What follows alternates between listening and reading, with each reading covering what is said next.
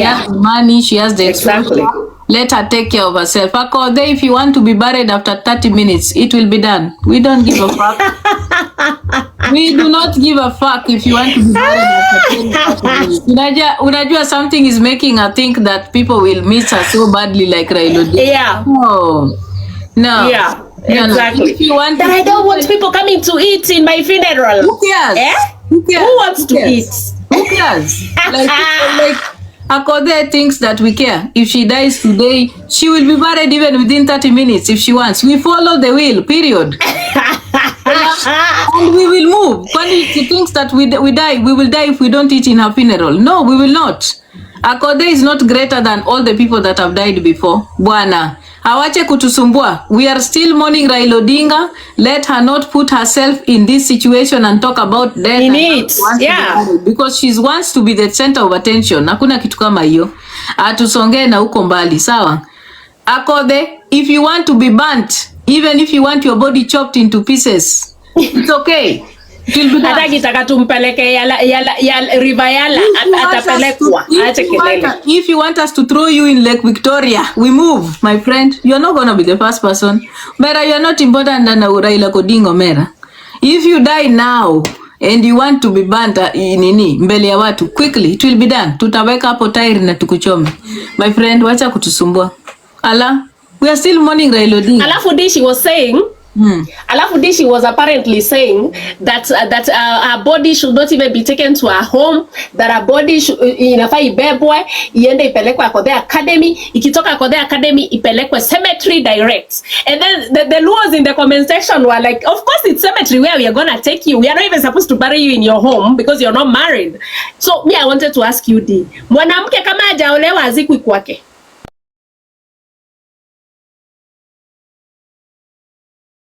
Hello guys, it's your girl Patience Status. Welcome and welcome back to my YouTube channel. If it's your first time here, make sure you hit the subscription box and put on the notification bell so that you don't forget anytime I post a new video. Remember, I'm the queen of online gossip. So welcome to today's video. Don't forget to give it a like and leave a comment on the comment section.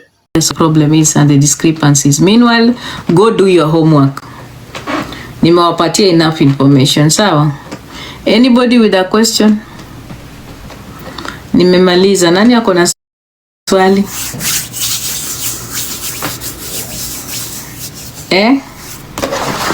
No question up to there, si ndio?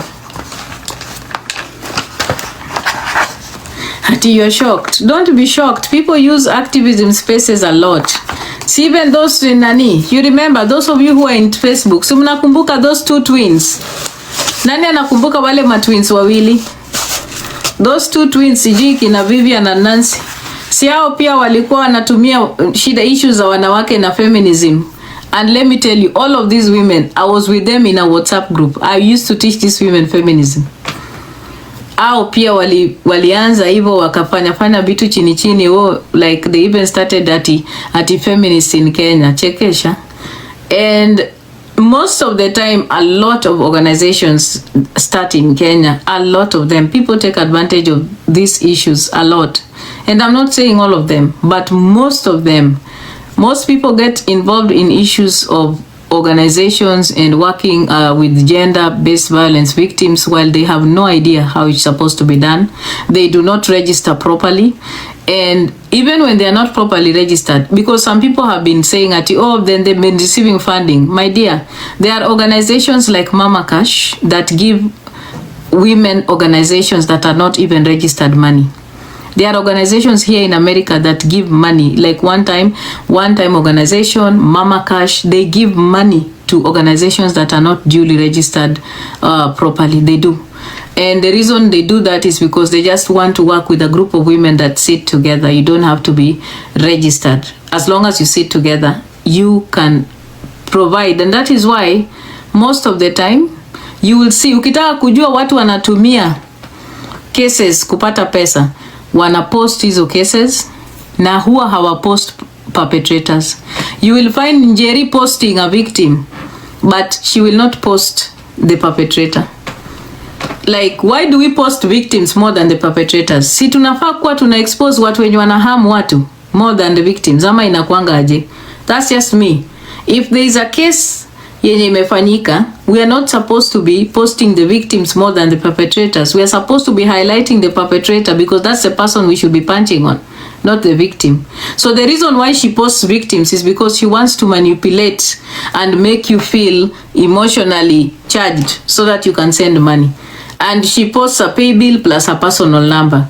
Mtu akipost victim, niseme mtoto mdogo amebakwa, utasikia kitu. That's what they do. That's why her whole page kwa Facebook, ukienda through it, utapata amepost victims tupu. Victims, but perpetrators very rare.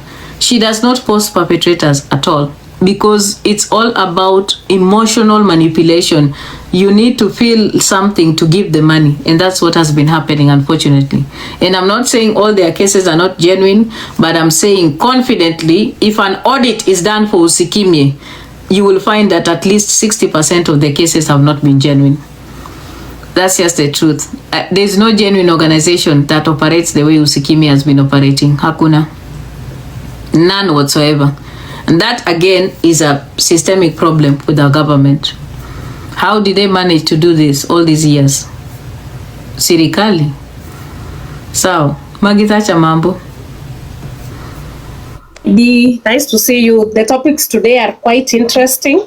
Yeah. There's some topic, and I love it. Anytime you start discussing mental health, I always get interested because definitely it's my field. But before I go to what I wanted to raise, I want to know, Usikimye is a very popular NGO or rather organization in Kenya that actually deals with gender-based violence in Upper Kenya. So I'm surprised to hear that they have been operating under a CBO and not an NGO because they have also been picking victims from outside Nairobi. Yeah. So that's been sad. It's sad because they're not supposed to do so. I think it's just been happening because the government does not have measures in place to check the structure and the operations of CBOs in Kenya. The Ministry of Gender and Social Services has really not been doing its job, but the NGO Act is very clear about the scope of operations for CBOs. NGOs are the only organizations that have a mandate to operate countrywide. They are the only ones that do have that mandate, not CBOs. So Usikimye has been operating under the guise of an NGO while it's not an NGO. It's a community-based organization, and that's very fraudulent. Yeah, there is also an issue you brought about funds because we notice most of the time, because they do have a Facebook page.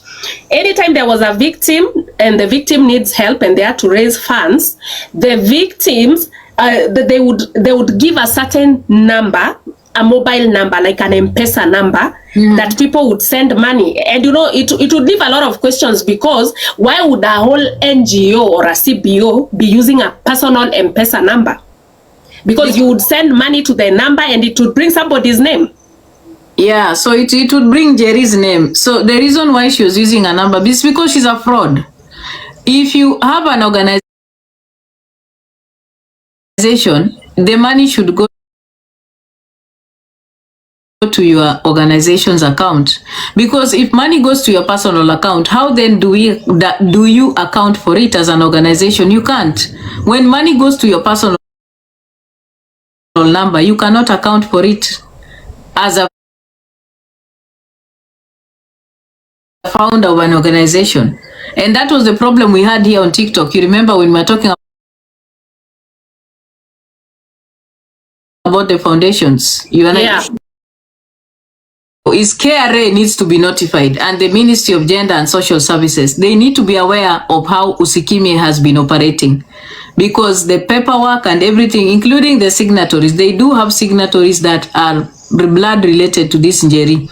And that's a problem because a community-based organization should have its members within the community. It's not supposed to have your relatives. It's not supposed to have your relatives. You're supposed to have at least 10 members that are working in the community and have the common goal and common good for the community. So the fact that Njeri was the one that was individually executing every rescue mission is also problematic. That should tell you something, because what the NGO Act says under the CBOs is that the community-based organization shall says that the community-based organization is supposed to appoint a person that will be the director of social services. You understand? And that person is the one that will be overseeing and doing all these things. The advertisement of a need for the organization, not the founder. There is no way a director can be the person who's also doing the rescue missions. You understand what I'm saying, Maggie? Yeah. So and then also, and then also I was left wondering, because some of these victims should collect them and should put them in shelters. But what I didn't understand, is she the same one running the shelters, or the shelters are run by proxy? She's the same person running the shelter. Chekesha. Wow, Chekesha. So, hiyo ni biashara. In Cindy's voice, hiyo ni biashara. Yeah. That is business. It's just sad. But you know, when when I raise this and I say this, most women on Facebook don't understand. And also, let's be honest, these issues of activism, feminism, human rights, they are also tribalism iko hapo ndani. Unajua? Tribalism iko hapo ndani, unaona? Kuna watu wengine wakianzisha organizations, wanapingwa, wana make sure it doesn't work. But there are some people who will do these things, operate illegally, but they will get away with it. Because how did Jerry manage to be raising money personally like that? Yeah, on a personal number with a CBO. Doesn't make sense. Okay. Yeah, doesn't make sense.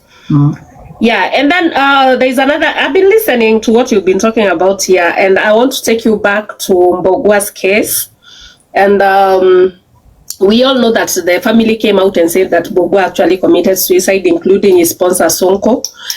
And I just want to reiterate and say that even when people are in a mental institution and they are under medications and being taken care of, they are supposed to be under watch, because first of all, I want to point out that when you're taking medications, especially the antidepressants, antidepressants, as you know, they do cause suicidal ideations.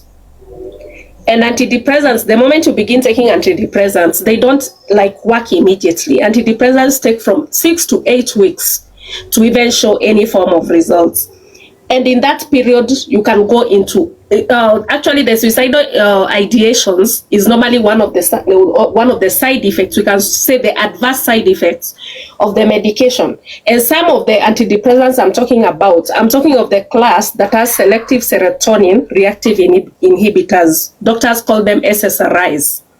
So those SSRIs, they are the ones we frequently use when we are dealing with patients who are under BMD, that is bipolar mood disorder, both bipolar 1 and bipolar 2. And you will find they have Prozac. I'll try to say the trade names, because trade names is what people mostly know. I don't want to mention the chemical names. We have the Prozac, we have the Zoloft. Zoloft is actually sertraline. The Prozac is actually the fluoxetine. Then we have the Paxil, we have the citalopram. The market name, if you go to the pharmacy, they will tell you Celexa.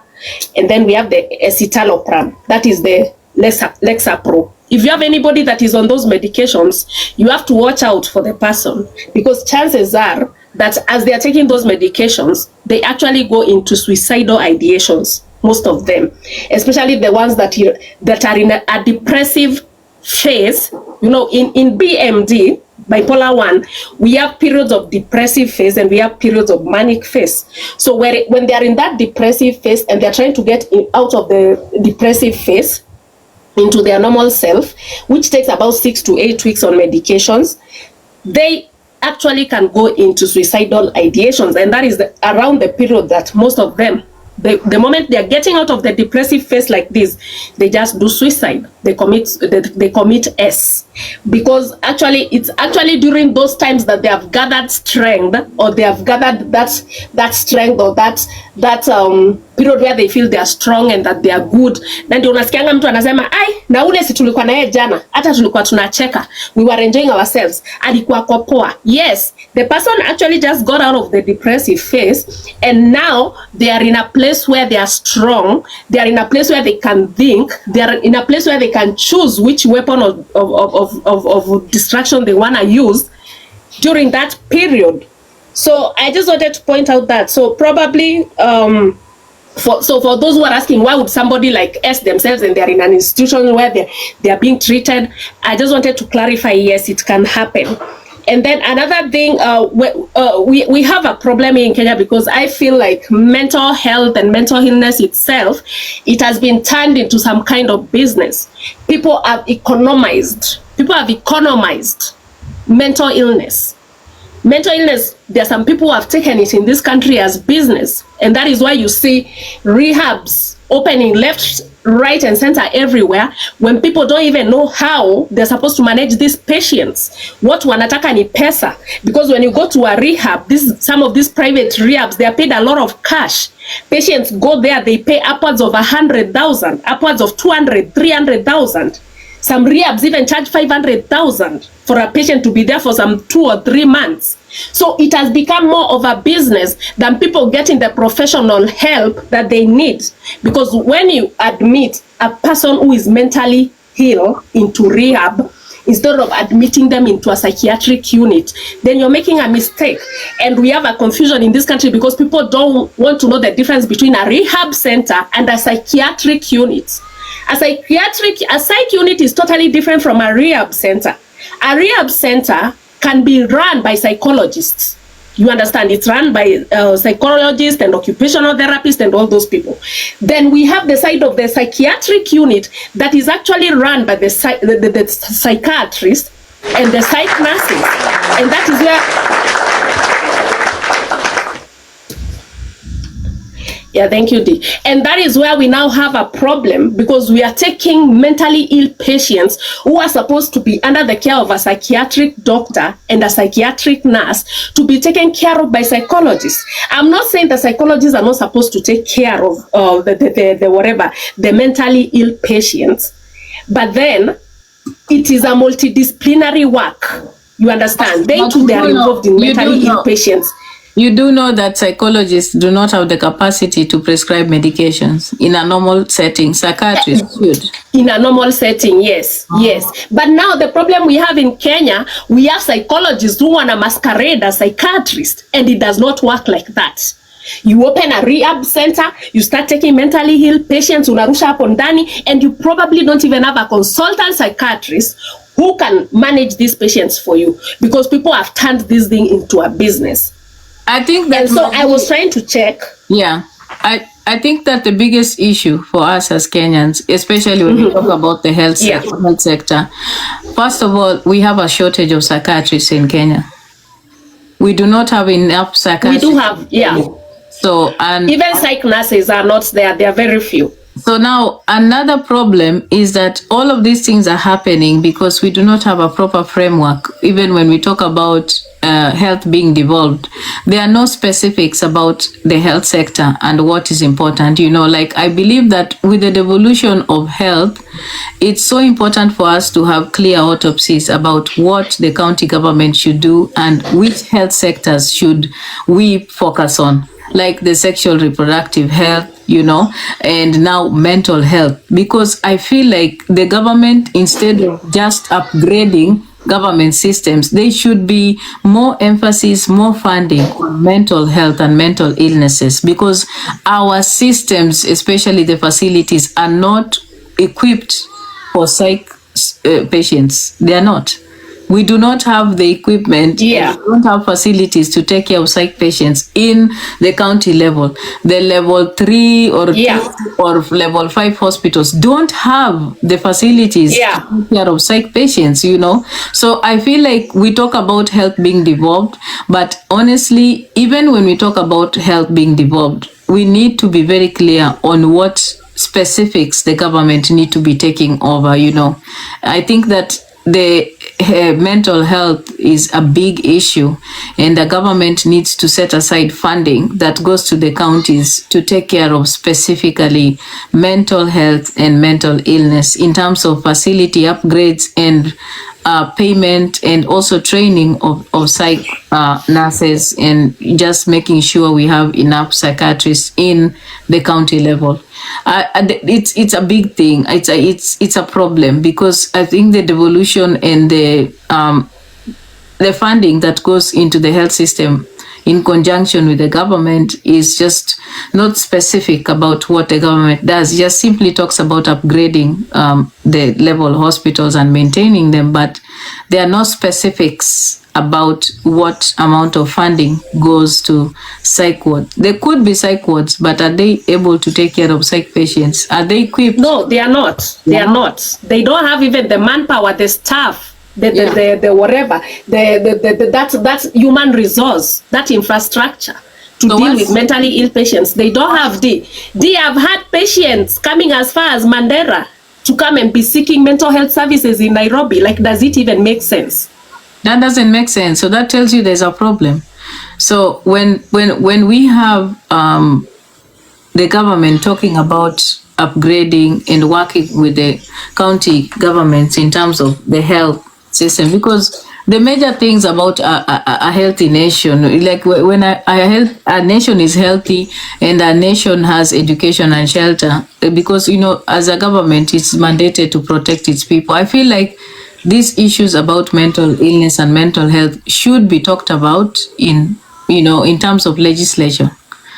We should be having legislation presented in Parliament in terms of seeking funding, perhaps more funding to go to the county level through, the counties and the ministries of health to help specifics on mental health and mental illness, because I feel like that gap is what people are taking advantage of to start their own advantage of.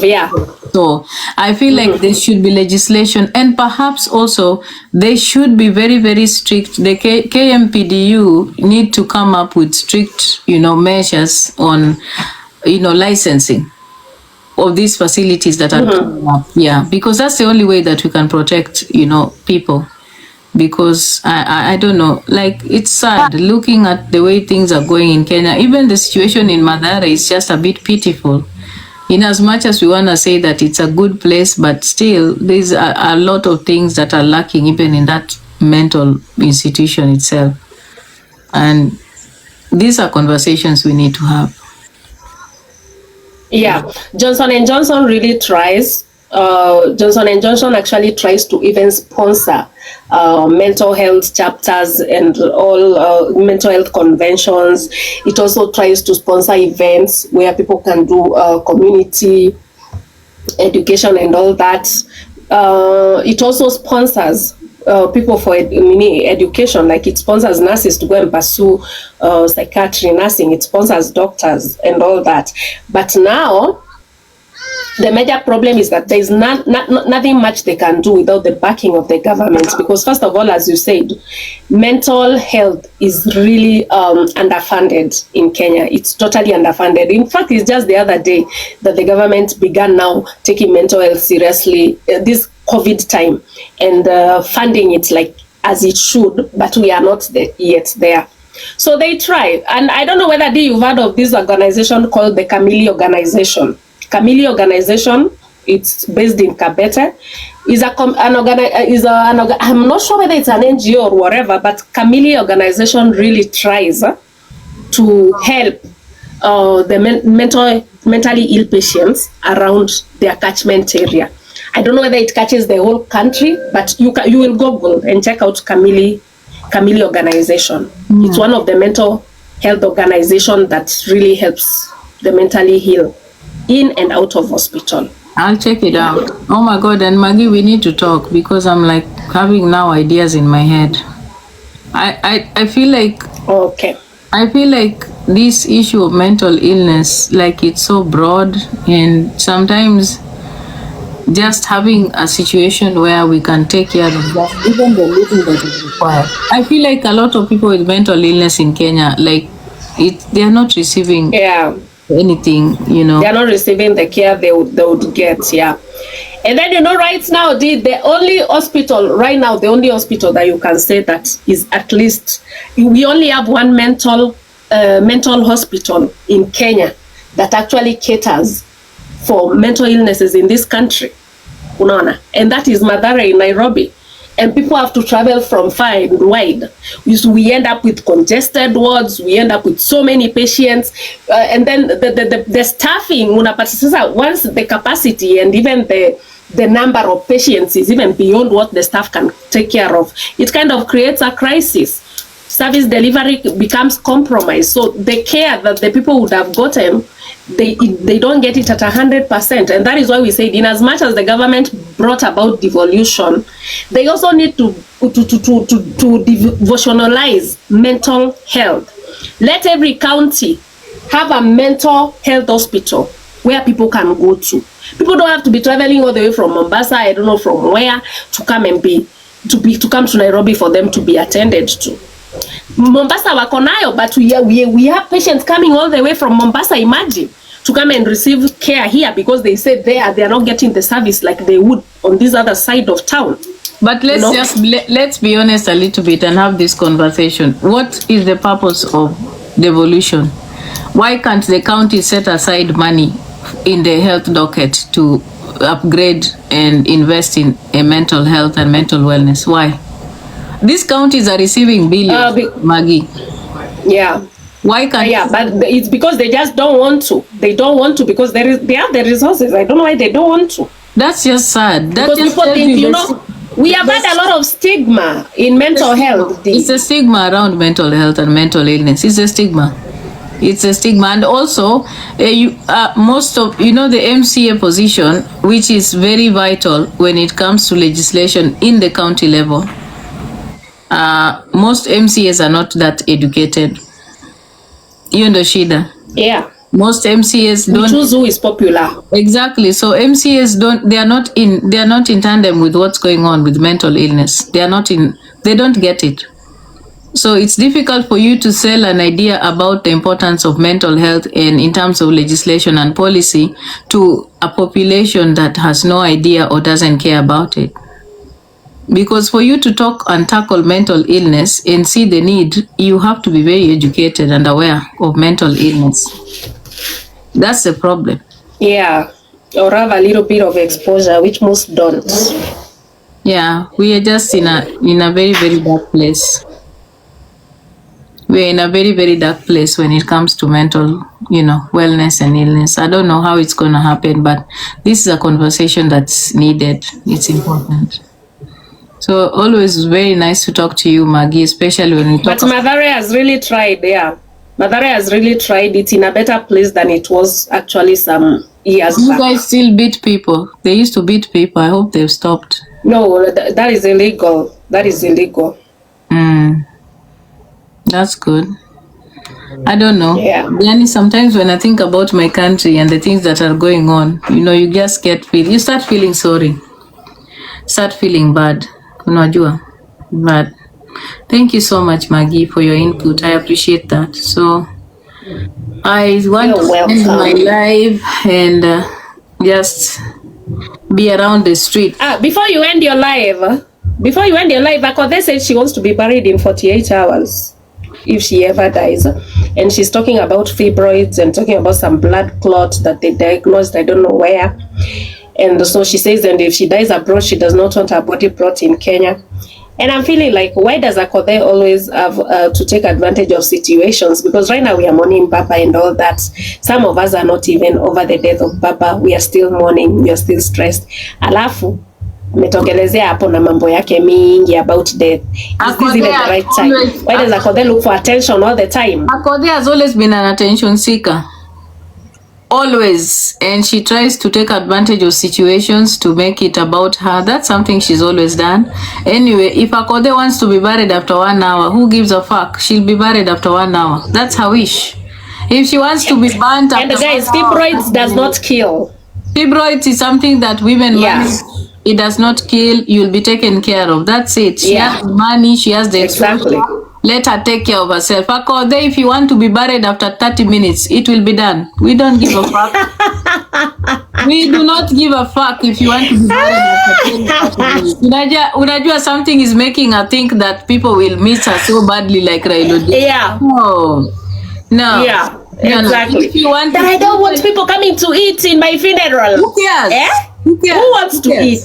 Who cares? like Akothee thinks that we care. If she dies today, she will be buried even within 30 minutes if she wants. We follow the will, period. And we will move. When she thinks that we die, we will die if we don't eat in her funeral. No, we will not. Akothee is not greater than all the people that have died before. Bwana, awache kutusumbua. We are still mourning Raila Odinga. Let her not put herself in this situation and talk about death. In it, yeah. Because she wants to be the center of attention. Hakuna kitu kama hiyo. Atusongee na huko mbali, sawa? Akothee, if you want to be burnt, even if you want your body chopped into pieces, it's okay. Hata kitaka tumpeleke ya River Yala atapelekwa. If you want us to throw you in Lake Victoria, we move, my friend. You're not going to be the first person. Mera, you're not important than Raila Odinga, Mera. If you die now and you want to be burnt mbele ya watu, quickly, it will be done. Tutaweka hapo tairi na tukuchome. My friend, wacha kutusumbua.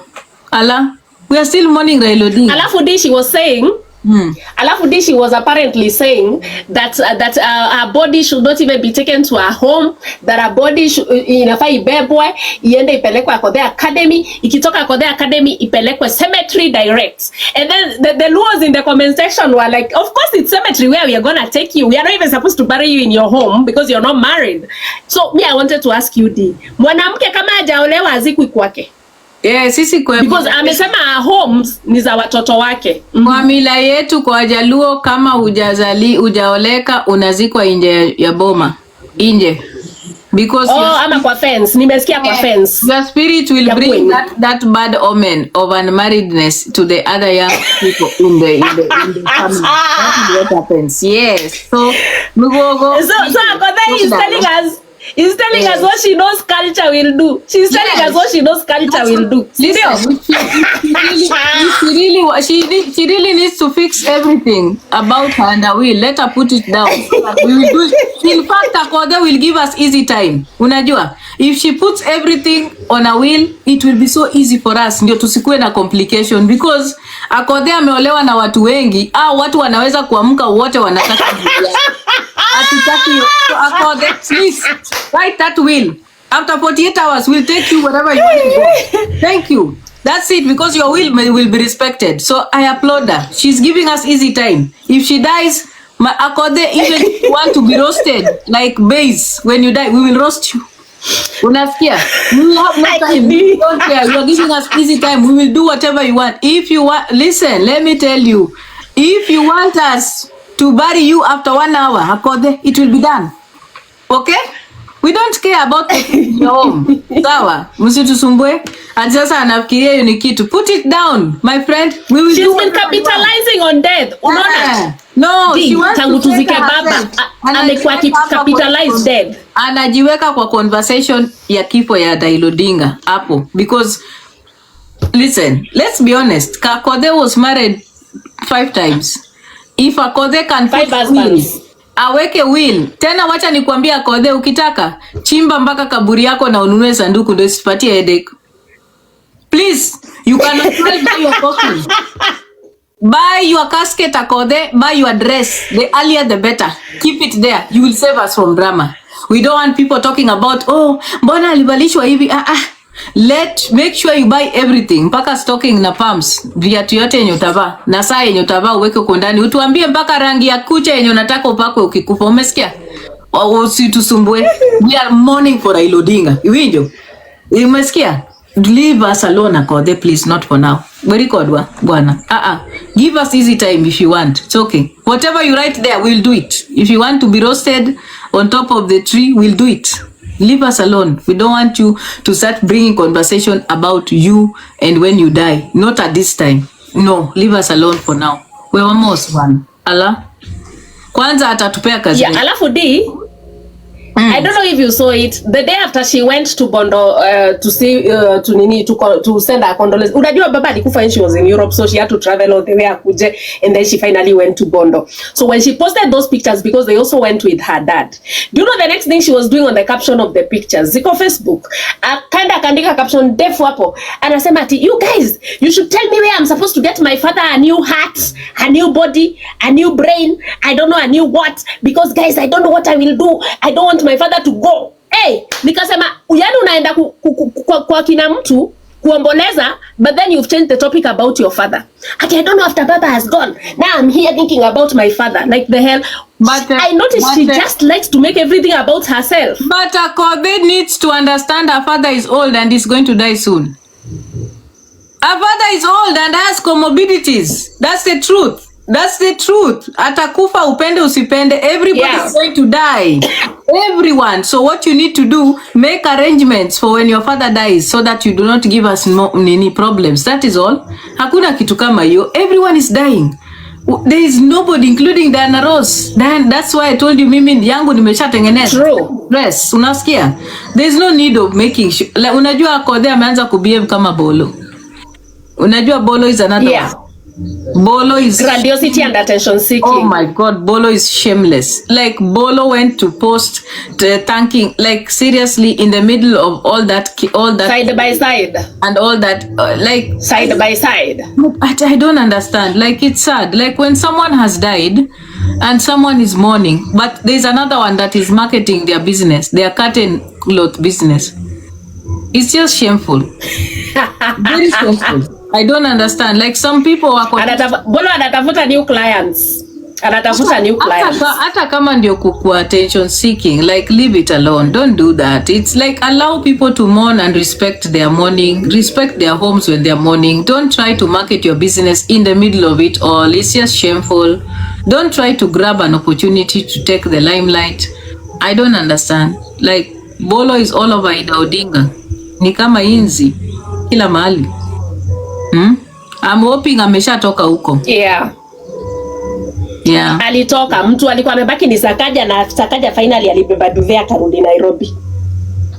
Na nimeambia Gladys Wanga she can as well move into Ida's home. Ende atengeneze a governor's office huko. Tumechoka na kumuona huko. Unasikia? Tumechoka. Ako karibu kufungua ofisi huko Upoda Farm. Gosh. Hey. Hapana, hata kuna kazi inafanyika Homa Bay. Gladys ako permanently huko Siaya. What the hell? Gosh. It's so shameful. And there were rumors this morning, I don't know whether they are true, but there were rumors that that Sifuna has resigned from ODM. I don't know whether it's true. He can resign from ODM and even resign from being anything to do with Raila Odinga anytime. I've told you Juogi is on Winnie Odinga now. We don't care what the men do. The men can fight, they can do whatever they want to do. We are no longer paying attention to them. Juogi is on Winnie Odinga. Period. Let him resign. Let him go. By the way, I recently listened to an interview where Sakaja Uyo SK Sifuna. Was having a conversation with Ekuru Akothee. I don't know if I can get that conversation. I didn't know Sifuna is that nini. He's a dandahead like that. Hiyo conversation ilikuwa mahali hapa, guys. I didn't know that ako kichwa maji hivyo. Like Ekuru was trying to talk to him about the leadership in ODM and all that, because he was talking to them about how they are behaving with the current government, and Ekuru was telling them that it's safer because of the Political Parties Act, the way they are getting inside the government ya Ruto. He was resigned from ODM because as a party you entered parliament as an entity, as a party, then now you are behaving as if you don't longer belong to this party. See, it goes against the Political Parties Act. See, better than now you resign from your seat. Ndio sababu wanamuita mnafiki. That's why nasikia wanamuita mnafiki. Resign from your seat and seek a fresh mandate. If you feel that ODM is not good for you, resign from ODM, seek freshly a seat. Dare you. Wenye wanajiona ni makonki master na wanajiona wako very confident that ODM is not making them happy. They need to resign from the party because it is required. If you are in a party and you are uncomfortable, you need to seek a fresh mandate for your seat so that now you go with the party that makes you happy. You don't need to be in a party that is making you uncomfortable. That doesn't make sense. You know, what does the Political Parties Act entail? That you are supposed to do what? Resign, get out of that party. And you normally resign. Yeah. That is it. So now the problem with ODM is getting into Ruto's government while they are ODM. Why can't they leave ODM and then they become part of Ruto's government under Ruto's party? I don't understand because there is no official coalition that has been formed. So it doesn't make sense to me. Yeah. There is no official coalition. So they really don't have no reason to say that they are going to be part of the government. For you to be part of the government, there has to be a coalition that has been formed for you to be a part of it. But the idea of ODM being a party and they are selling UDA and UDA's ideals as a party in government, it's absurd. I think it's great. They want to eat from both sides. They want to eat from both sides. And it's sad because if they're going to be eating from both sides, then hapo ndo watapasuka msamba. That's what usually happens. You will split. Remember the story ya fisi? Fisi ilikuwa inasikia harufu ya chakula. Ikaamua ijui palipa kuenda. Ikasikia harufu iko side right and left. Ikaanza kutembea hivi. Ikapasuka msamba. That's what's going to happen. ODM is dead like I said. And let's be honest, most of these politicians only care about their survival and their pockets. They don't care about you. They don't. Everyone is simp to Ruto because they know the ODM has no choice but to simp to Ruto because they have nowhere else to go. They have nowhere else to go. So ODM is dead. They are going to be swallowed by Ruto, period. And let me tell you, I do not think Ruto is going to give them a good deal. Ruto atachezea Wajaluo just like Nani played with the Luos. Uhuru. No big deal. They'll do the same. So hizo mauongo zenye wanakuambia ati sijui ati serikali hakuna. If you want to be, kama unajiamini kama mwanasiasa, enda ukasik re-election as an independent in Luo Nyanza. Tuone kama unapendwa. Yeah, na watu wacha kusema hiyo issue ya Sifuna is rumors because some of these things zinaanzanga kama rumors mnakuja kusikia ni ukweli. Yeah. All I know there is smoke, there is fire. Me I know Babu Owino and Sifuna will leave ODM. Hiyo najua. Unaona hiyo the young group in ODM, the young people, they are going to leave ODM because the young tax. Yes, and Oburu Odinga cannot lead any party. That one I know. He is too old. He's going to start imposing the old ideals which cannot work. It is not gonna work. So the young turks are not going to be comfortable with Oburu Odinga's way of work because Oburu Odinga will want to follow Raila Odinga's playbook. And true. Yeah, and most people are not going to be okay with it. So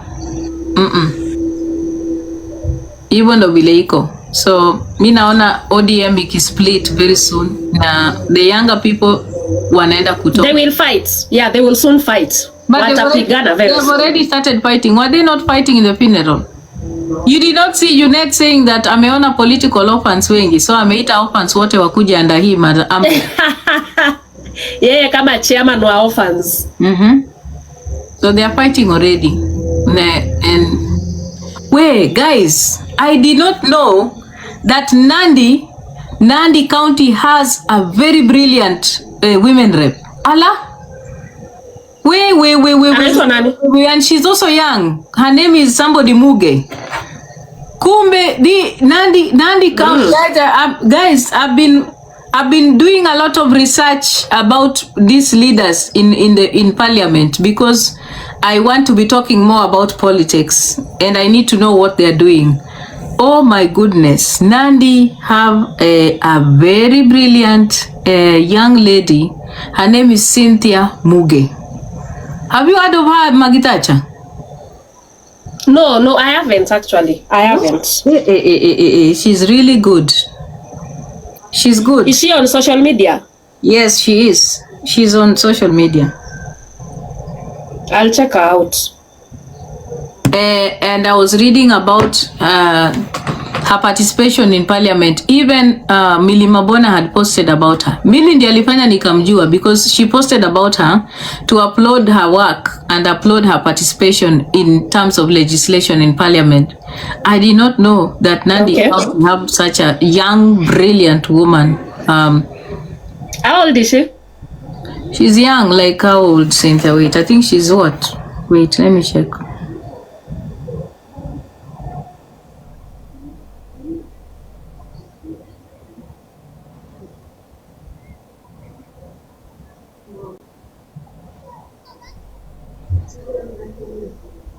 Allah, she was born in 1993. Wow, she's a baby. Yes. Umesikia? So yeye ako young hata kuliko ule mwingine wa Bomet. Yeah. Si mnajua wa Bomet? Na ule toto sioni akisurvive next election. Ule hawezi. Toto hawezi. Hawezi. I want to get one of her videos. Let me get any of her videos pale anaongea. Toto unajua alichaguliwa because of euphoria ya UDA. Hakuchaguliwa ati because that she had performed before, she's a performer. And she has actually proved over time she's an non-performer. Ala ati ameingia mpaka kwa Nandi governor race. Hebu let me listen to a video of hers. I want us to listen to what she's saying because I was listening to her contributions in whatever in parliament, but I want to see and hear what she says. Just a general video of hers. Let me listen. I think listen, this is 2025 May 20. This is 2 days ago. Okay. I want the latest one. Tracy Wambua anakuambia do you remember when Wanga poured water on Joyce Laboso? Mimi nataka hiyo aibu vizuri sana. Na hiyo aibu mimi iko na nguvu ya kutemoja. Yaani ngatayasa agenga legitayas. Kubiya de misauti, kubiya de minote, au kubiya de misedro tena yupotindre na itatutosha sisi wote. Na hiyo aibu mkipatia mimi kwa bora huo ukitira na gele. When it comes to working, I work diligently. And I know there are discussions about people being young and female. I did not choose to be female, and I did not choose to be young. And I will grow old.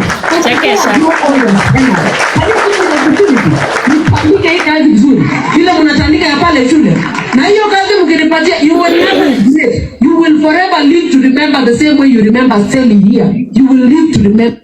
Oh my God. Why am I feeling like I'm loving this woman? What? She's fire. She's fire.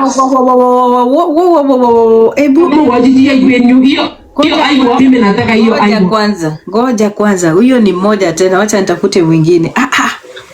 What? Kanisa Sekchaptugul, Kondojen Bishop Serem, waheshimiwa wetu ambao wamefika hapa siku ya leo kutoka sehemu mbalimbali ya Kenya, waheshimiwa Chechok, host lenya mheshimiwa Kitur, waheshimiwa Chechok MCS, Kondojin Jeb Together Area MCA na waheshimiwa wote. Agaje kwa Kristo. Bwana asifiwe. Bwana asifiwe tena. Atinya negongo ya mubaisiene mie nakagete setai betutab rani. Abaibai amun nito ni kongoliot agenge nekingete ngwony kemwa kele tatun keyae a mega fundraiser in Nandi Hills. Mheshimiwa Kitur, tunashukuru sababu wewe ni wa kusema na kutenda. Akoya ile kusema na kutenda imwachini kandoik tugul sikobit kebwa tugul pamoja. Shukrani za kipekee kufikia Safaruk Kibet. Toma gerane chito ne mama cheki akwe. Wait. This is a 25-year-old. Mnasikia vile huyu mwanamke anaongea na authority? Na kona sauti ya authority kabisa and confidence.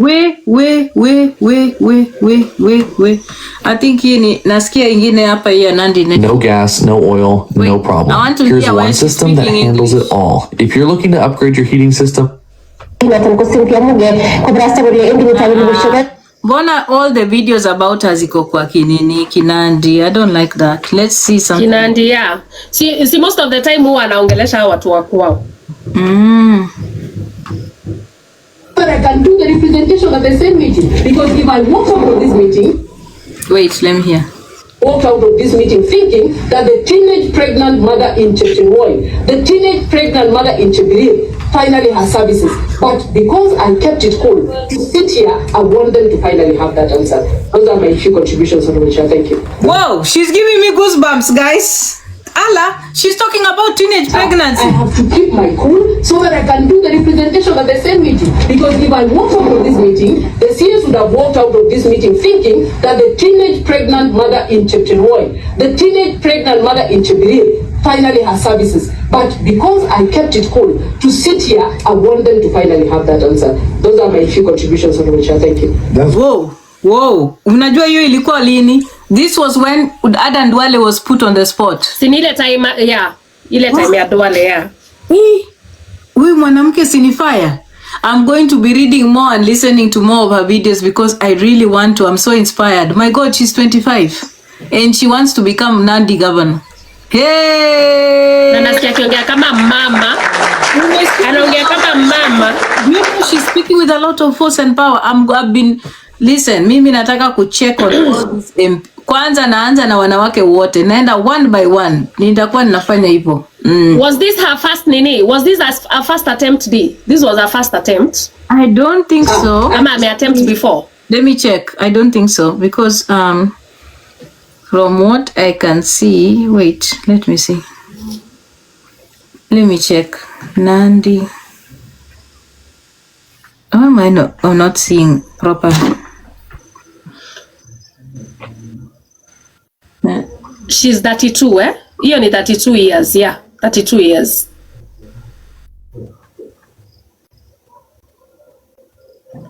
Cherop anasema she's in her first term.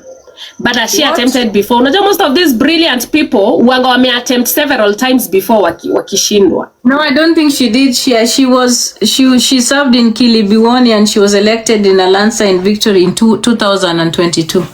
It's her first. As an MCA? No, come on, MCA wapi? Chekesha. Hiyo ngoja nakuja, hebu ongea. No, mara ya kwanza I think she was an MCA, guys. I think mara ya kwanza alikuwa MCA. Si ndio? Yeah, alikuwa MCA kwanza. Unajua nimemgoogle. Alikuwa MCA kwanza alafu ndiye akakuja akakuwa nini? Hii sasa akakuja the last election sasa ndiye akakuwa women rep. Yeah, na huyo atatolewa. I think hata next election bado atapata. From the way I see it here, hata yeye ni bad girl. Ako kama bad girl. Bad girl unajua kwa hatolewangu. Bad girl is ever coming back. But I don't know whether this time round bad girl still wants to come back as an MP. I don't know. Maginacha bell ringer. Nikome. I'm not a politics person. Oh, MCA, women rep, then governor. Wacha nikwambie, unajua? Yeah. For Milima Bona, if she vies for the MP seat again, she's going to lose. Yeah. So what's she going to do? Because Milima Bona has gone to parliament 4 times, guys. So yeah, this is her 4th time. No, so I don't think she has an opportunity to do it the 5th time. I don't think she's my friend, but I don't think it's workable for her. It's not going to work, and she might need to look at other options because in terms of governorship in Homa Bay, she really can't. The amount of grassroots networking that Gladys Wanga has done and psychophancy, she cannot match that. She cannot beat her. No, okay. She can't. So, and also when it comes to the Senate seat, unajua ule Kajwang ako hapo. The little Chino Kajwang's here. So she really cannot. Hawezi. It's going to be difficult for her. So is she going to retire from politics or what's going to happen? I think that if with all the madness that they currently have about Ruto's government, if Ruto is re-elected, then her only option is becoming a minister. Okay. In Ruto's government, she may just get an appointment as a minister for something. What of senator? What of senator? No. It's gonna be difficult for her to be elected as a senator against that Kajwang guy. Might be because they come from the same place. Yeah, it will be hard. Maybe if she's nominated, but ako kwa county yenye iko na ma big wigs. Ako kwa county yenye iko na ma big wigs, and then also age is also another factor. Unaona? And I don't know how many times are they even allowed to vie for the same seats. Those are the things that we need to really push for, unaona? Like, they really shouldn't. I think that someone should just be a member of parliament once. Then you need to move. Umesikia Rigi? Almost twice. Akirigijia Kobondo, hebu tuone. Hizo ni rumors, hajaenda. Those are rumors. But anyway, rumors hapa Kenya, I take them with a pinch of salt. It could be true pia, but it's not official. Yeah, there have been rumors since morning that he's in Bondo, but I don't know how true that is because Rigiji himself has not officially communicated on that.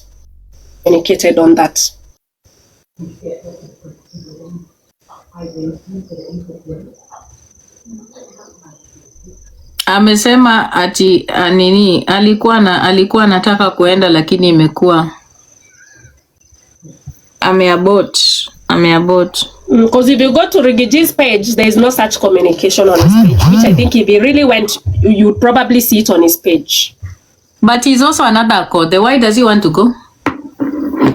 Like, achana nayo. Like, seriously, it's not a must. Anataka kuprove.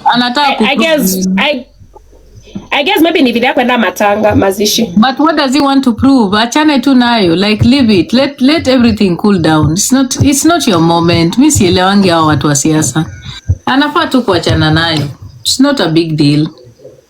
Yeah, he could leave it since it's been an issue of contention. It's not a big deal. Like, he doesn't need. Lakini si ulisema kukishanyesha they can go. Si you said kukinyesha they can go. Kukinyesha ni ya juogi ina spirit kutengeneza njia. Si mwenye Rigiji anaweza enda, lakini it's very the political tensions right now. Achane tu nayo. Kama anaheshimu Raila, achane nayo for now. He should go there after a month. Mwenye afai kwenda huko ni ule Mutai. Akienda huko na hajamalizana na vitu zinahitajika kimila hata rudi. Mutai yupi? Huyu Nyeri governor huyu. Oh, huyu wa Nyeri huyu. Sijakwambia. Jana si alijirekoda akiimba hiyo wimbo ya baba.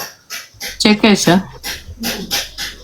Yeah, alijirekoda akiimba hiyo wimbo ya baba ya Jamaica. I wonder how he looked like. Scary.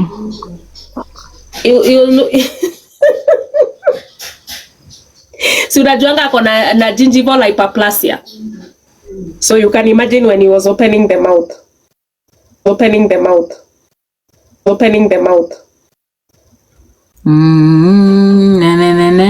Lakini we give it up to these guys. Manze, these Luo boys, they are very good. Hey Quincy. Vijana wenye waliimba hii wimbo hii, tuwapatie heshima bwana. These boys that did this for Raila. Now Maggie, this is how you mourn for a person like Raila. Listen. So thank you so much for watching the video to the end. Remember to like, share, comment, and if you have not subscribed, please make sure you subscribe and put on the notification bell so that you know every time I post a new video. So guys, thank you. I'm gonna see you on my next video. Bye.